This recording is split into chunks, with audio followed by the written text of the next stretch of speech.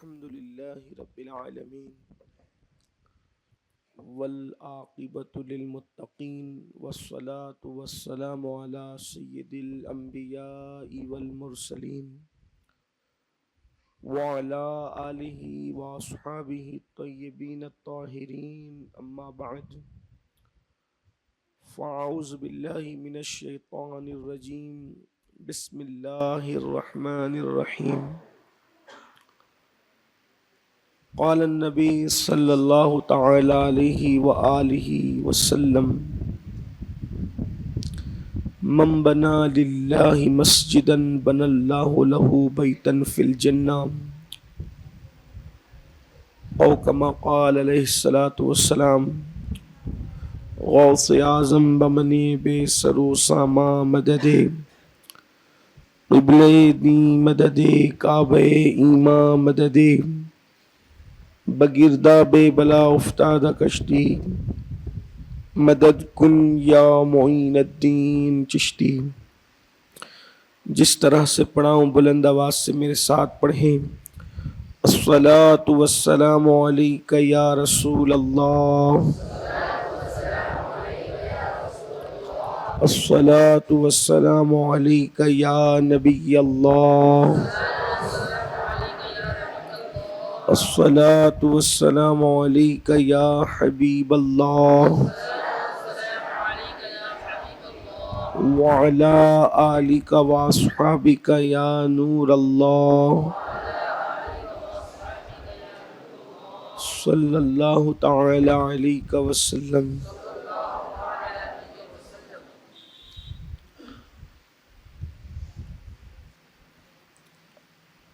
جیسا کہ مفتی صاحب نے آپ کے سامنے یہ اعلان کیا کہ مسجد اہل سنت فاطمۃ الزہرا کا یہ نیچے کا ہال تعمیر کے حوالے سے مکمل ہو چکا ہے، اور یہاں کے منتظمین کا حکم تھا کہ جب یہ کام مکمل ہو تو جمعہ میں شرکت کی جائے، اور آج الحمدللہ ماہ محرم الحرام کا یہ پہلا جمعہ ہے اور آپ کی ہم سب کی حاضری ہے۔ اللہ کے رسول صلی اللہ علیہ وآلہ وسلم نے مسجدوں سے بڑی محبت فرمائی۔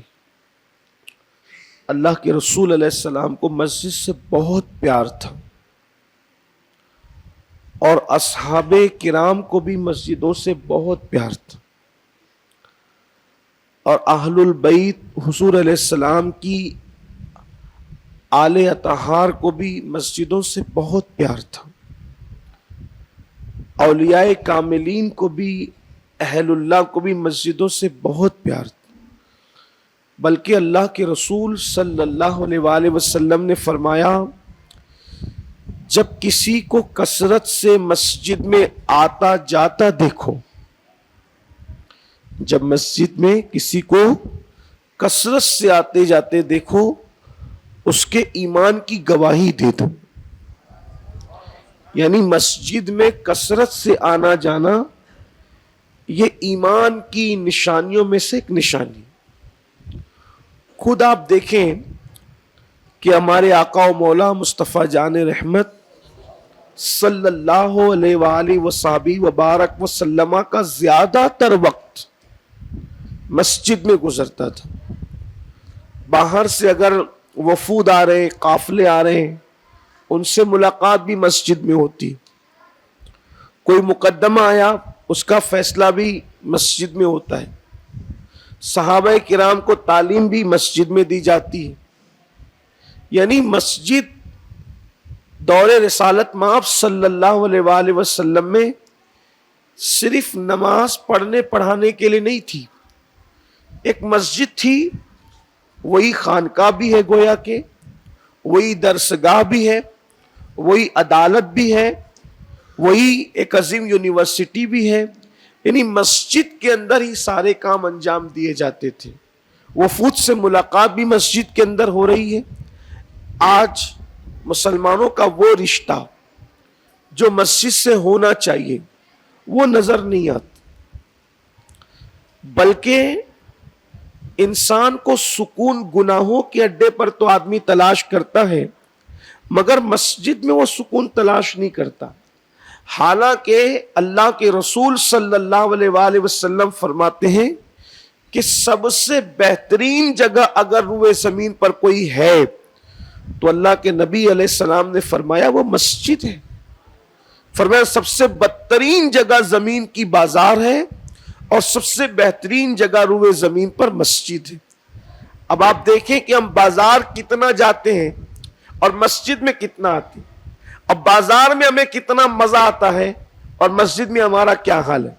اگر امام صاحب مسجد میں تھوڑا سا قرات لمبی کر دیں یا بیان لمبا کر دیں تو آدمی سوچنے لگتا ہے کہ آئندہ جمعہ سے کوئی دوسری مسجد ڈھونڈ لیں گے. یہاں تو امام صاحب قرات بھی لمبی کرتے ہیں اور خطبہ بھی لمبا دیتے ہیں اور بیان بھی لمبا کرتے. میں یہ نہیں کہہ رہا ہوں کہ جو ٹائم مقرر کیا گیا اس سے لمبا کیا جائے، نہیں، ایسا نہیں کہہ رہا ہوں، بلکہ لوگوں کی فکر یہ ہو گئی ہے کہ وہ 2-5 منٹ بھی مسجد کے اندر زیادہ وقت دینا گوارا نہیں کرتے.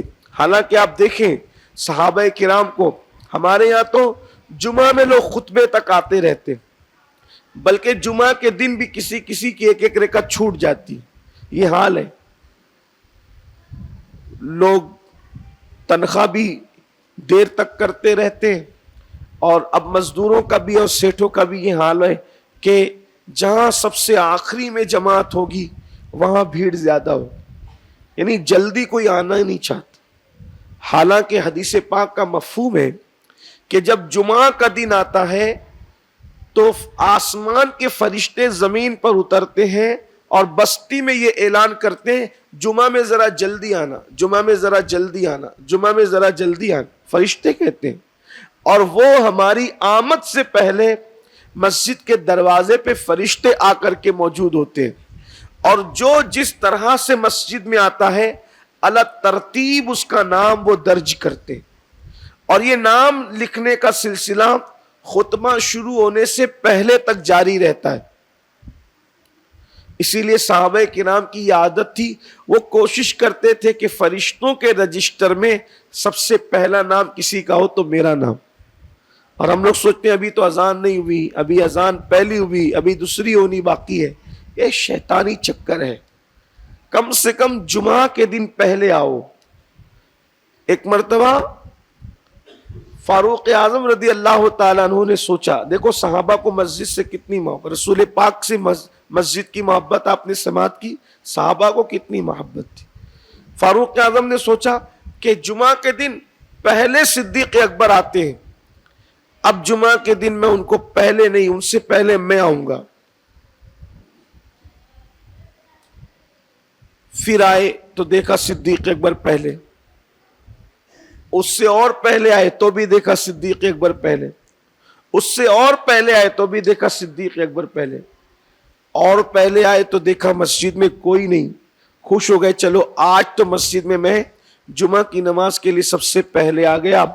لیکن جب اندر اور داخل ہوئے تو دیکھا کہ ایک ستون کے پیچھے سے کسی کی تلاوت قرآن کی آواز آ رہی ہے. جب جھانکا تو وہ کوئی اور نہیں تھا، وہ سیدنا ابو بکر صدیق تھے. قدم پکڑ کر کہتے ہیں ابو بکر نیکیوں میں کوئی تم سے آگے بڑھ ہی نہیں سکتا. یعنی وہ لوگ پہلے آنے کے معاملے، یعنی کمپٹیشن اگر ہو رہا ہے، دوڑ ہو رہی ہے تو نیکیوں کے معاملے میں ہو رہی ہے. اور ہمارا کیا حال ہے؟ ہم دنیا میں اتنے ڈوب چکے ہیں کہ اگر اس کی یہ گاڑی ہے تو میری یہ ہونی چاہیے، اس کا ایسا مکان ہے تو میرا ایسا ہونا چاہیے، اس کا لباس ایسا ہے تو میرا ایسا ہونا چاہیے. یعنی ہم دنیا کی دوڑ میں ہیں.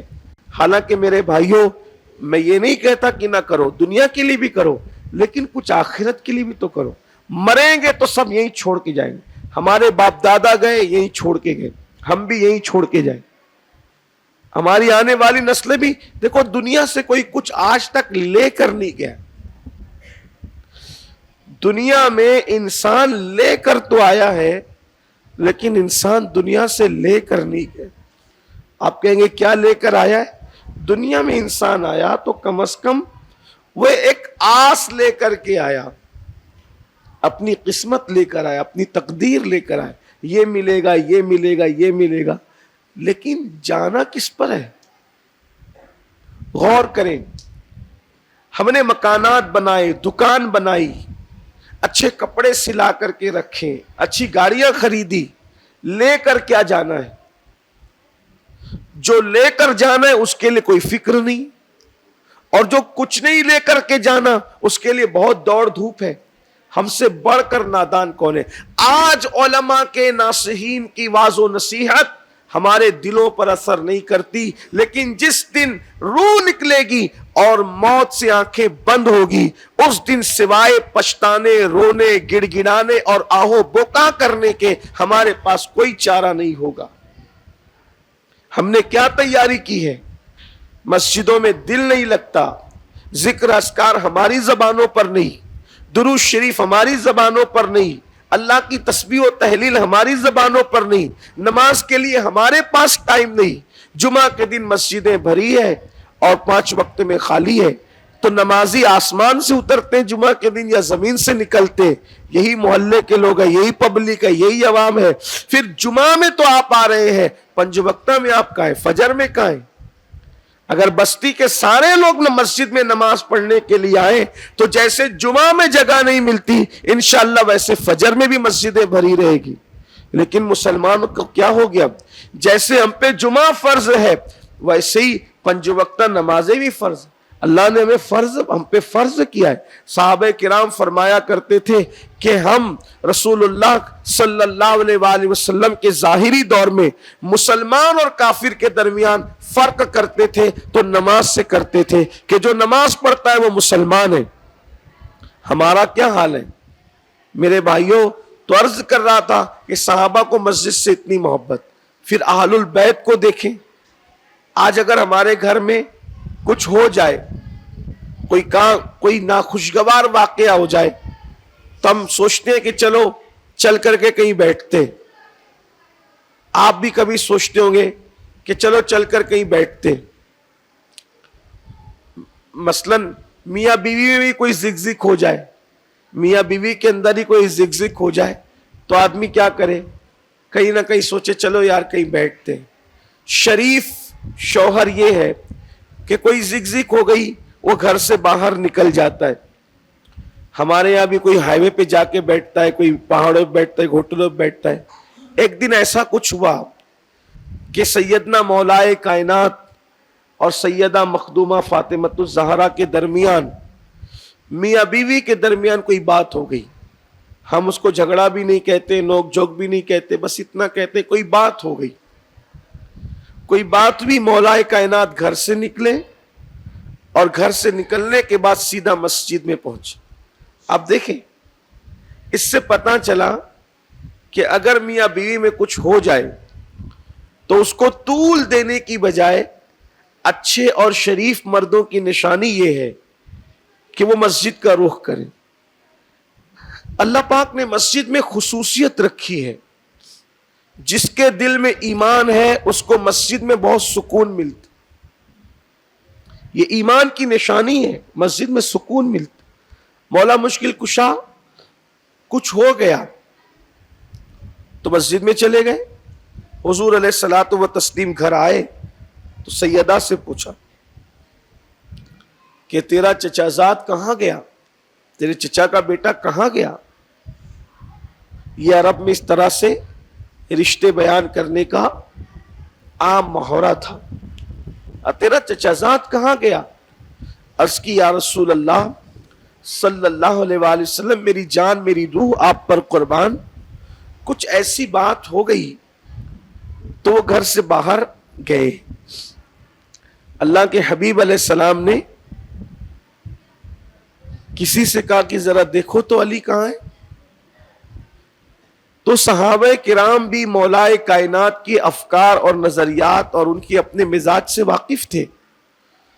تو مولا علی کو ڈھونڈنے کے لیے اور کہیں جانا نہ پڑا، کسی باغ میں ادھر ادھر مسجد میں آئے، کیونکہ علی جا کہاں سکتے مسجد میں. مسجد میں گئے تو دیکھا کہ مٹی پر سو رہے. اس وقت مسجد نبوی شریف میں جیسے ہمارے یہاں مصلی بچھانے کا رواج ہے ایسا رواج نہ تھا. لوگ مٹی پہ نماز پڑھتے تھے. اور یہ بھی آپ کو بتاؤں کہ صحابہ کرام نے مٹی پہ نماز پڑھی اور ہم لوگ ڈھونڈتے ہیں کہ چلو ایسی والی مسجد کدھر ہے, کون سی, ذرا اس میں چلیں. اچھی بات ہے, سہولت کا دور ہے, اٹھانا چاہیے.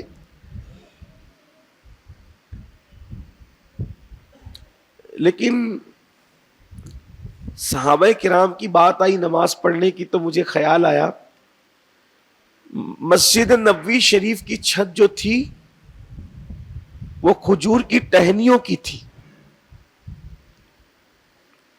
اور جب بارش ہوتی تھی تو اس سے پانی ٹپکتا تھا, اور جب پانی ٹپکتا تھا تو چونکہ نیچے چٹائیوں کا مزاج اس وقت نہیں تھا, ایسے جو چٹائیاں دریاں بچھی نہیں تھے, وہ مسجد مٹی کی تھی, اور فرش وغیرہ بھی اس زمانے میں نہیں ہوتا تھا تو مٹی تھی. تو پانی ٹپکنے کی وجہ سے زمین گیلی ہو جاتی تھی. تو صحابہ کرام جب سجدہ کرتے تھے تو ناک زمین میں دھستی تھی, اس حالت میں وہ نماز پڑھتے. آپ اندازہ کریں. لیکن ان کا شوق عبادت کیا تھا, مسجدوں سے پیار کیا تھا کہ اگر گھر میں بھی کچھ ہو جائے تو مسجدوں میں جاتے تھے. تو مولا کائنات مسجد میں لیٹے ہوئے مٹی پر, اور بدن سے چادر ہٹی ہوئی ہے اور پیٹھ پر مٹی لگی ہوئی. تو کسی نے اطلاع دی یا رسول اللہ صلی اللہ علیہ وسلم وہ مسجد میں لیٹے ہوئے سو رہے ہیں. آقا علیہ الصلوۃ والتسلیم تشریف لایا اور ان کو اٹھایا, کہا کہ فرمایا قم قم, اٹھو اٹھو یا ابا تراب, اے ابو تراب, یا ابو تراب اٹھو کھڑے ہو جاؤ. اے مٹی والے, ابھی تک ان کو ابو تراب نہیں کہتے تھے, ابھی تک تو لوگ علی کہتے تھے, ابو الحسن کہتے تھے. لیکن ابھی جو ہے حضور علیہ السلام نے مٹی بدن پہ لگی ہوئی دیکھ کے کہا یہ مٹی والے اٹھو.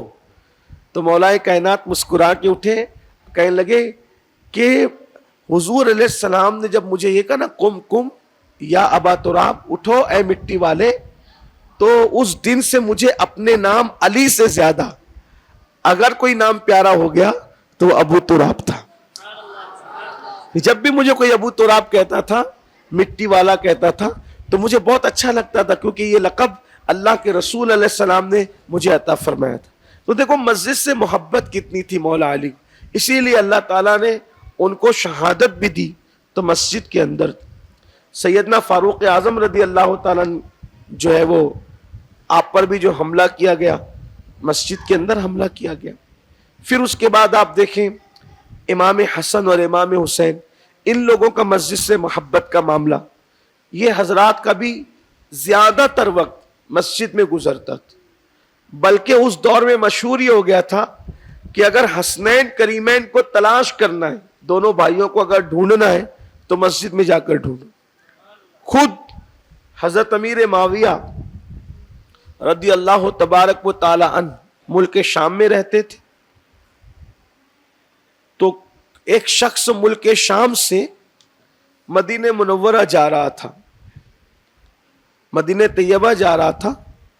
تو اس وقت اس نے کہا کہ میں مدینہ جاؤں گا, مدینہ منورہ, تو میں شہزادہ رسول سیدنا امام حسین سے ملاقات کروں گا.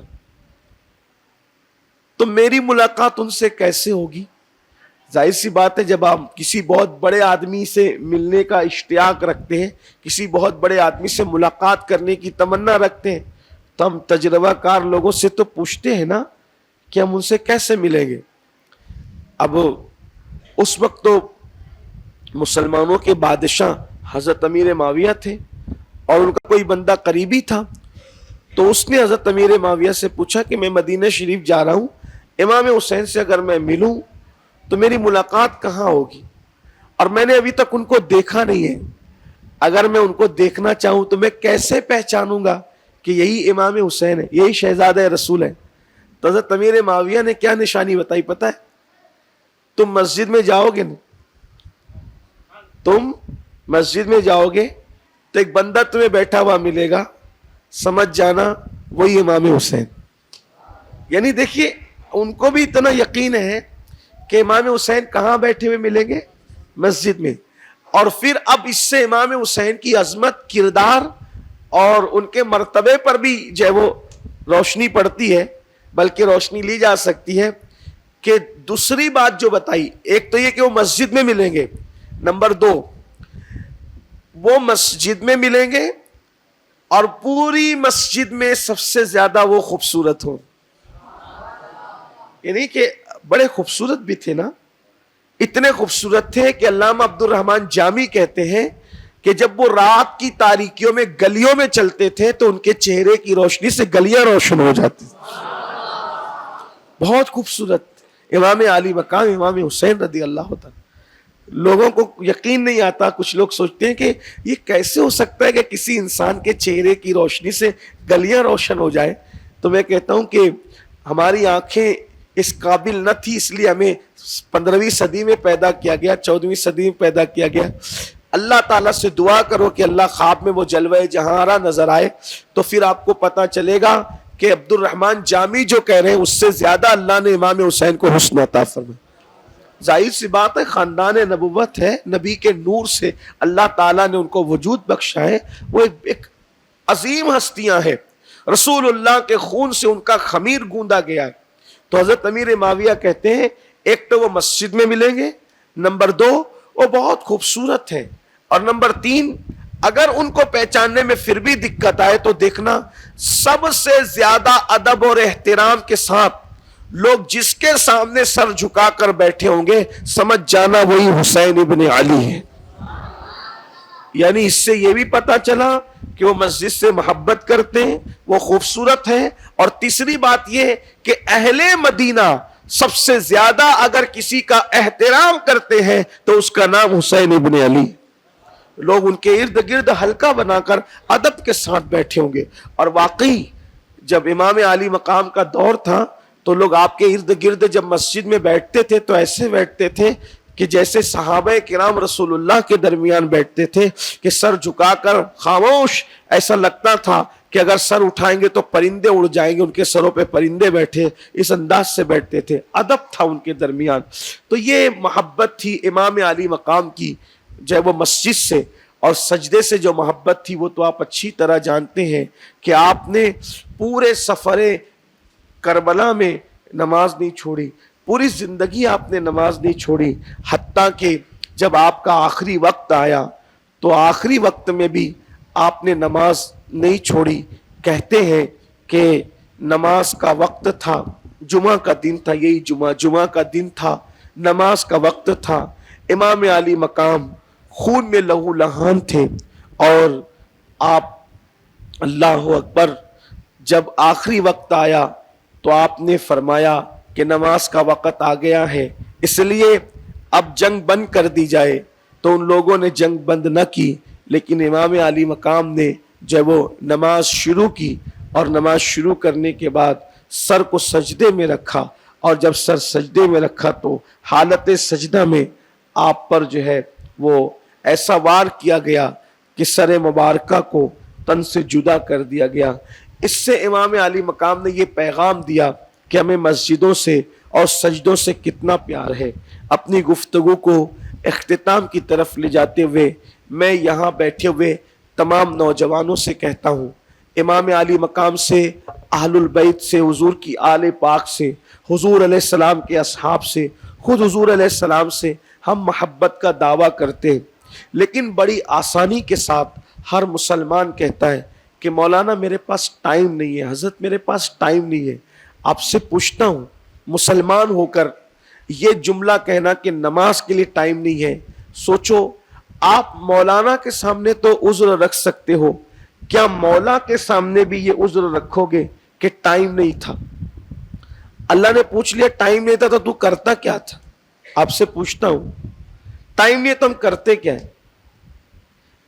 کیا کرتے ہیں؟ نماز کے ٹائم آپ لوم ہی چلا رہے، کاروبار کر رہے، سائزنگ پہ بیٹھے، کرانہ دکان پہ بیٹھے، میڈیکل پہ بیٹھے، کپڑے کی دکان پہ، اپنا کاروبار چلیں. آپ بہت شریف ہیں، آپ نماز کے ٹائم کاروبار کر رہے ہیں. آپ سے پوچھتا ہوں وہ پیسہ جو یہاں رہ جائے گا وہ کمانا اہم ہے یا وہ نیکی جو کفن میں ساتھ جائے گی وہ کمانا اہم ہے؟ اسلام نے یہ کب کہا؟ اسلام یہ تو نہیں کہتا نا کہ رات دن مسجد میں پڑے رہو. اسلام یہ تو نہیں کہتا نا کہ کاروبار چھوڑ کے مسجد میں پڑے رہو. اسلام تو اتنا کہتا ہے کہ جب اذان ہو تو مسجد میں آؤ، نماز پڑھ لو تو چلے جاؤ. اسلام نے تو یہ، اسلام کی تعلیم یہ ہے ہی نہیں کہ آپ رات دن مسجد میں پڑے رہو، بلکہ رات دن مسجد میں پڑے رہنے والوں کو اچھا نہیں سمجھا گیا. یہ بھی آپ سمجھ لیں، اتنی عظیم ہے مسجد پھر بھی ان کو اچھا نہیں سمجھا. ایک نوجوان تھا، وہ رات دن مسجد ہی میں پڑا رہتا تھا، عبادت کرتا تھا، اللہ عبادت کرتا تھا، پڑا رہتا تھا مسجد میں. سیدنا فاروق اعظم نے اس سے پوچھا کہ تو رات دن مسجد میں پڑا رہتا ہے تو تیرا گھر کیسے چلتا ہے؟ بھائی گھر چلانے کے لیے تو ظاہری اسباب چاہیے نا، دنیا عالم اسباب ہے، تیرا گھر کیسے چلتا ہے؟ تو اس نے جواب دیا، امیر المومنین میرا ایک بھائی ہے، وہ نماز پڑھتا فوراً مسجد سے باہر نکل جاتا ہے اور وہ اتنا کما لیتا ہے کہ وہ اپنا بوجھ بھی اٹھاتا ہے اور میرا بوجھ بھی اٹھاتا ہے. اس نے مجھے فری کر رکھا ہے کام دھام سے اور میرے گھر کا نظام کاروبار وہی چلاتا ہے، لیکن اس کی عادت ہے کہ وہ مسجد میں نماز کے وقت آتا ہے فوراً چلا جاتا ہے. تو فاروق اعظم نے کیا فرمایا پتہ ہے؟ فرمایا تجھ سے بہتر تیرا بھائی ہے. یہ اسلام کی تعلیم دیکھے، تجھ سے بہتر تیرا بھائی ہے. اب آپ سے پوچھتا ہوں، اسلام تو یہ کہہ رہا ہے کہ سب سے بہترین جگہ مسجد ہے، لیکن یہ نہیں کہہ رہا کہ کام دھام چھوڑ کے، دنیا چھوڑ کر کے آپ مسجد میں پڑے رہو. نہیں، ایک وقت مقرر کیا گیا ہے، اذان ہو مسجد میں آؤ، نماز پڑھ کے نکل جاؤ. لیکن اگر ہم سے یہ بھی نہ ہو سکا تو پھر اس کا مطلب یہ ہے کہ ہم سوائے برباد ہونے کے کچھ اور نہیں کر رہے.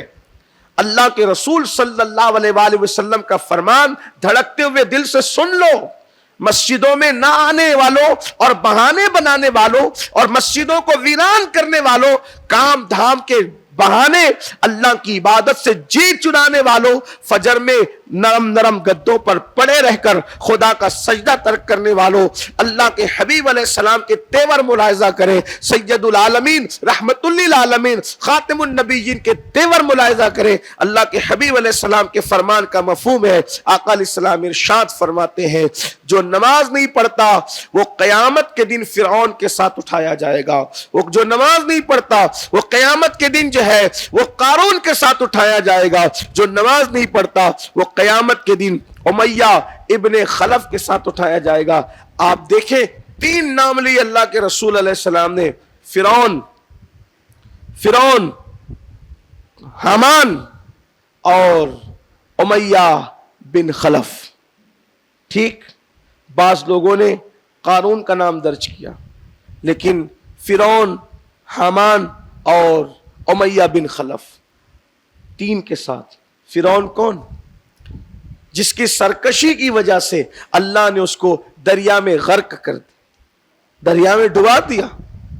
اور آپ تحقیق کریں یا آپ کو معلوم بھی ہوگا، آج تک فرعون قبر کے اندر نہ جا سکا، اس کو قبر نصیب نہیں ہوئی. اللہ نے قرآن میں فرمایا ہم نے فرعون کی لاش کو لوگوں کے لیے عبرت بنا دیا. اتنا بڑا حاکم تھا، بادشاہ تھا، اللہ تعالیٰ نے اس کو صدیوں بادشاہ تھا. 5 سال کی اوٹ پر وہ 5 سال کا کارپوریٹر یا M L A, M P یا وزیر اور صدر نہیں ہونا تھا، صدیوں بادشاہ رہا. اللہ کی نافرمانی کی اور آج اس کی لاش میوزیم میں پڑی ہوئی ہے، نہ کفن ہے نہ قبر ہے. بے نمازی فرعون کے ساتھ اٹھا. حامان، یہ اس کا وزیر بتایا جاتا ہے کہ حامان اس کا وزیر تھا، اس کے ساتھ اٹھایا جائے. اور امیہ بن خلف وہ بدترین انسان ہے دنیا کا، جس کو رحمت للعالمین نے اپنے ہاتھ سے قتل کیا. حضور علیہ السلام نے پوری زندگی میں ایک ہی آدمی کو قتل کیا ہے بس، ابن خلف، ایک ہی آدمی کو قتل کیا پوری زندگی میں، اور حضور علیہ السلام نے اس کو بھی قتل کیا، قتل تو کیا۔ اللہ کے رسول علیہ السلام فرماتے دنیا کا بدترین انسان وہ ہے جو نبی کو قتل کرے یا نبی جس کو قتل کرے۔ اب آپ سوچ سکتے ہیں رحمت للعالمین جو دشمنوں کے لیے چادر بچھاتے ہیں، حضور نے جس کو قتل کیا ہوگا وہ کتنا بدترین اور منوس اور ملعون ہوگا۔ بے نمازیوں، اس ابن خلف کے ساتھ قیامت میں تمہارا حشر ہوگا۔ اگر کسی کو ٹائم نہیں ملتا اور سوچتا ہے کہ میرے پاس ٹائم نہیں ہے، تو پھر اٹھو اس کے ساتھ قیامت کے دن جس کو رسول اللہ نے قتل کیا۔ لیکن ایک بات یہ بھی بتا دوں، حضور کا قتل کرنے کا انداز بھی کتنا رحمت للعالمین سے بھرا ہوا ہے۔ یہ بات بھی اپنے جوانوں کو بتا دوں، دیکھو کوئی کسی کو قتل کرتا ہے تو کیسے قتل کرتا ہے؟ اس کے سر پہ پتھر مارتا ہے، اس کی گردن اڑا دیتا ہے، اس کے ٹکڑے کر دیتا ہے نا؟ ایسے ہی قتل ہوتا ہے نا انسان۔ مگر میرے آقا کی شان رحمت للعالمین پہ قربان جائے، حضور علیہ السلام نے اس کو قتل کیا۔ اچھا، قتل کے پیچھے بھی ایک بیک گراؤنڈ ہے، پس منظر ہے کہ اس نے حضور کو چیلنج کیا تھا کہ اے محمد صلی اللہ علیہ وسلم، میں تمہیں قتل کروں، تو اللہ کے رسول علیہ السلام نے فرمایا جا، جو حق پہ ہوگا وہ اس کو قتل کرے، یعنی حق پہ رہنے والا نہ حق کو قتل کرے۔ تو بات تو طے ہو گئی تھی کہ اب دونوں میں سے کون کس کو، تو ظاہر سی بات ہے حضور علیہ الصلوۃ والتسلیم تو دین حق لے کر آئے تھے، اللہ گواہی دے رہا ہے هو الذی ارسل رسولہ بالہدی ودین الحق لیظہرہ علی الدین کلہ۔ تو ابن خلف سے آقا علیہ السلام نے فرمایا کہ جو حق پہ ہوگا وہ ناحق کو قتل کرے گا، اور یہ لوگ دیکھ لیں گے۔ اور پھر جنگ میں وہ حضور علیہ السلام کے سامنے آیا، حضور علیہ السلام نے نہ گردن کاٹی، نہ ٹکڑے کیے، نہ سر پہ پتھر مارا، بس شان رحمت للعالمین کہہ دیا تھا نا کہ میں تجھے جو حق پہ ہے وہ ناحق کو قتل کرے گا۔